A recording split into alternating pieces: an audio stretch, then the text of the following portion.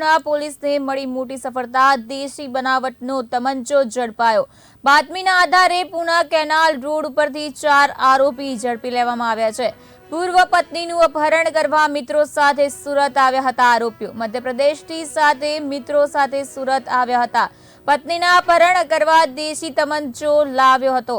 Puna police 4 આરોપીની ધરપકડ કરી છે। આરોપી પાસેથી એક કાર, 5 મોબાઈલ, એક તમંચો કબજે કર્યો છે। પૂણા પોલીસ તમામની ધરપકડ કરી વધુ તપાસ હાથ ધરી છે। પત્નીના અપહરણ કરવા દેશી તમંચો લાવવામાં આવ્યો હતો। પૂણા પોલીસે 4 આરોપીની ધરપકડ કરી લીધી છે।